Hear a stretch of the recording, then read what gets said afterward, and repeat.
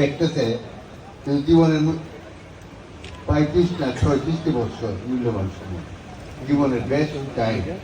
যারা প্রিন্সিপাল সাহেব বলে গেছেন, আমি তো জীবনে অনেক কিছু করতে পারতাম। আমি মনে করি জীবন যা করেছি সবচেয়ে উত্তম কাজ আপনাদের মধ্যে আমি লেখাপড়া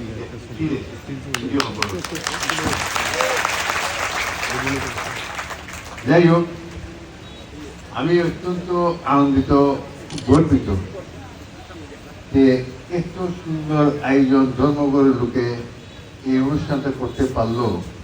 মাধবপুর উপজেলা হেডকোয়ার্টার, আমার বলা উচিত না, এখানে মাধবপুর গণ্যমান্য নেতৃবৃন্দ এখানে আসছেন, তারা হয়তো লজ্জা পাইতে পারেন, তো না বললেও আপনারা বুঝে ফেলছেন আমি কি বলতে চাই। তো কইলেই পেলি সব তার চেয়ে ভালো অনুষ্ঠান আসছে।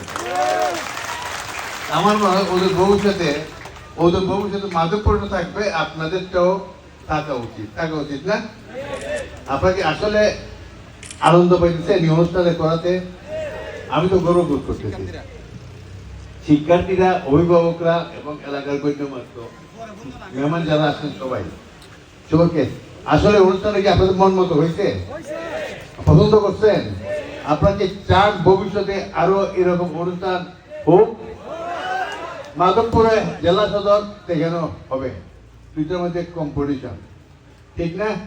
সাধারণ সাহেব বক্তৃতা গেছেন ইতিমধ্যে, এই সবচেয়ে মধ্যে ফার্স্ট ধর্মঘট 1 নম্বর ইউনিট থেকে আরম্ভ করে ধর্মঘটের সবকিছু ফার্স্ট।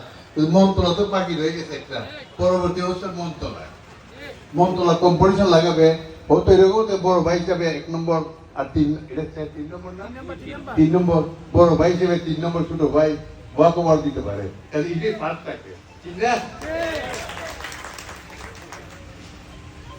আজকে